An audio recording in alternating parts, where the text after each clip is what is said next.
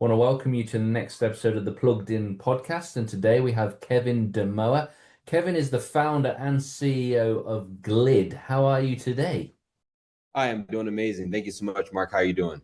Yes, I'm good. I'm really enjoying actually being a part of Plugged In, and obviously it's a big focus on AI and fintech and technology, and really was excited actually to interview today, Kevin. I was looking at the work that you've done in your company, and so really kind of want to dive in and really have people be inspired and educated by what you've achieved so far. I love it. I'm honored. Let's glide. Well, first of all, Kevin, why did you create Glid technology and change how freight moves between roads and rails? Yeah, absolutely. So I've been in logistics for the past 23 plus years, and there's not many things that I haven't shipped. Shipping so many things over so many different modes and seeing the different transitions, you start to figure out where the pain points are. And then, as the world has evolved and I have evolved in my career, I've seen the bigger pain points that needed to be changed, right? Then the visible pain points, whereas tariffs and congestion and broken infrastructure, to the invisible pain points, the marginalized communities, and then the costs associated with actually moving these goods back and forth between the different modalities. And know I had to do something different for it. It's interesting, isn't it? Because I think often in life, as human beings, we find a problem, and in most cases, we try and remove ourselves from it. But in your case, Yes, it actually drove you to create technology that solved a personal pain point through all your attempts to ship goods and then running into obstacle after obstacle. absolutely. I came to a point where I was like, I was actually born for this. When I first experienced this transload railhead problem going from road to rail, I was 17 years old in the Army.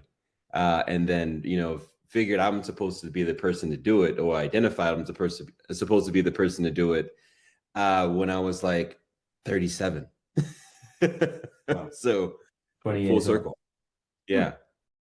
And how does Glid autonomous road to rail vehicle work, and what makes it maybe different from traditional road or rail systems? Yeah, absolutely. So we designed it, based on what we like to call first principles and global maximus. So regular road vehicles concentrate on road vehicles, transporting directly on road. Trains concentrate on trains, and then you have all the steps in between. The material conveyance, the transloading, all of the documentation, everything that is needed to make that journey go as smoothly as it can, which in a lot of times is not. Right? It hasn't evolved in almost 100 years. Mm. So what we do is actually combine the truck, the train, and then all the processes in between into one seamless process, and then charge our customers one fee for that entire thing instead of breaking them up into succinct motions and scaling costs, or compounding costs. You just have one, and then what we do is the easy motion road to rail, and then we utilize emerging technologies in order to support us with it in regards to hybrid electrification, AI, autonomy, and robotics in order to bring this solution together. I'm glad that you do it in one cost. It blows my mind, Kevin, some businesses. Like I remember staying in a really nice hotel in Italy over the summer. Um, And then there was like these extra charges, and I'm thinking, just absorb those and put it in the Yeah. cost. It's Yep. these little add-ons then actually become a bit of an issue.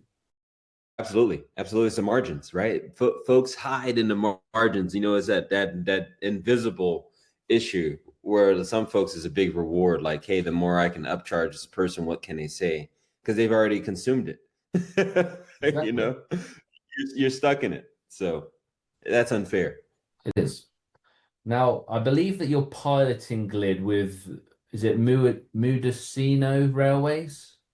Yes, yes, yes. Mendocino. Yeah, Mendocino. Mendocino, thank you. Home of the train. You're welcome. Yeah, what have you learned so far, and what does this mean for the future of freight in rural communities? Yeah, absolutely. What we've learned going into it is that, within the United States, short line railroads are a dying breed. Regional railroad, the folks that serve your towns and municipalities are going away unless somebody, helps them. They don't have the fancy transload locations that the class ones have, the Union Pacifics and your BNSFs. What they do have is plenty of ingenuity and capability to do it if there's somebody that wants to support them in it, and that's what Glide provides to them.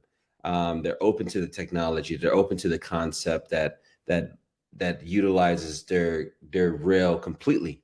Um, and it is hard at the same time, right? We talk about all the fun stuff, how we can actually do it, but doing the transitions, making sure that the loads are at the right location at the right time is another logistical thing we have to solve. So pain points and things to congratulate along the process.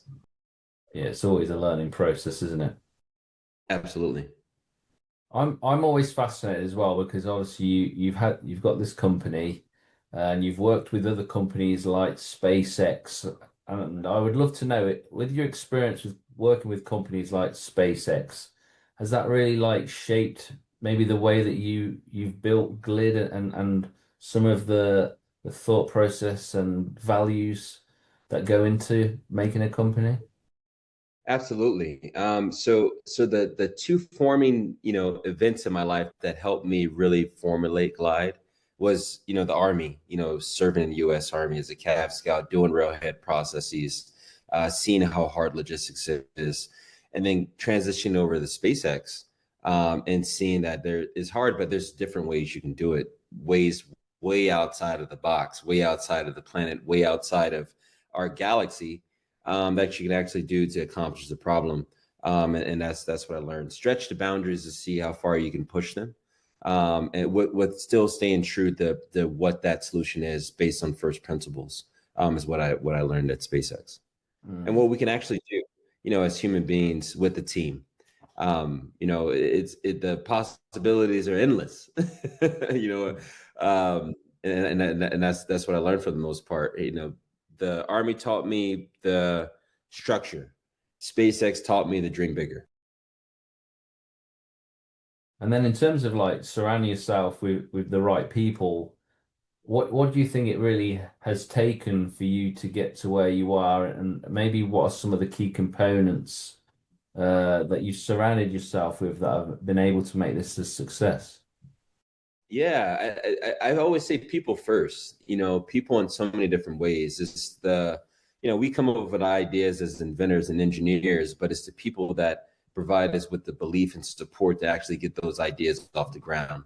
With Glide, for the most part, when I first started, I did a lot of this stuff by myself, but it didn't become the brand that it is until we started to hire people, until we started to get investors and partners and customers and employees and advisors and folks like yourself, Mark, to actually spread the word on what our technology will do for the world. So people was a major catalyst for it. The resources around those people, the money and the time and the commitment and everything else, those are all bonuses. But I think it starts with the people first, Mm. outside oneself with faith and belief, and then it translates into the tangible form of actually doing the work. And what role do you see your company now playing in this $20 trillion freight industry and advancing both sustainability on a global scale? Because I mean, that's a lot of money, isn't it, to tap into? Absolutely. Absolutely. It's a lot of money. It's a big problem.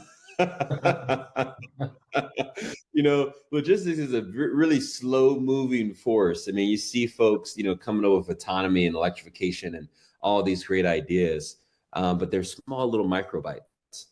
And I knew for a fact we had to do a big bite in order to, take a big chunk of that $20 trillion number. And that $20 trillion number is probably much bigger when you look at the grand scheme of things, when you tie in road, rail, port congestion, trucks, train, all of the different type of industries that all those modalities support across the entire spectrum, from toilet paper to missiles, to people, to you fill in the blanks. It's an industry that is heavily unconstrained. And what do you feel is like next for you and your business? Because obviously technology and AI and the world we live in, everything is moving at such a pace. Like, have you got some thoughts as to maybe where you may expand, or do you feel like you've got enough to get your teeth into at the moment? Yeah, my thoughts is, we're not moving fast enough all the time. We're starting off in our nation as we look to reindustrialize America, but the world needs this. I invented Glide because I wanted to support, developing, and then places where we haven't gone yet, or we have gone. Whereas humanity is the moon, Mars, other planets, and then bring it back down to Earth. I live in California. Short line railroad is having a lot of issues here, and then expand that out throughout the nation. Look at developing countries like in Africa, for example, that, has the lush resources, but they don't have the infrastructure. If you look at Australia, lush resources, but they don't have the infrastructure to support all their mining. Dubai, a very, very rich country, has the resources more than most, and they have a really poor rail infrastructure. So, yeah, I mean, we may Glide to solve those in between problems where we struggle, across the world and beyond. Yeah, it's really fascinating. And Kevin, as we bring this into land, have you got anything else that you kind of want to share before you let people know about where they can find out more about you and your business? Yeah, absolutely. So we are in the end solution. We are a hardware and software company. I don't think you can do one without the other and be successful in solving a real problem. So our hardware products are gliders. Our software product is Ezra 1:6. Pulled directly out of Bible. It's a verse that talks about community and rebuilding, a church. And I see our logistics infrastructure as a church, that is being rebuilt so that we can serve the people the right way, from speed to safety to ensuring that things cost the way they should cost. Eggs shouldn't be $2 an egg, right? It should be, pennies on the dollar. So we want to be a part of that, and that's what we do, as a business. Yeah, so that's what I wanted to share. Amazing. And where do people go to find out more about you? Absolutely. So it's glidetech.us, glidtech.us. Or you can find us on LinkedIn, Instagram, Facebook, X, all that nice jazz. Beautiful. Kevin, Yes. thank you for joining me on this episode of Plugged In. Mark, it's been an absolute honor. Thank you. Thank you.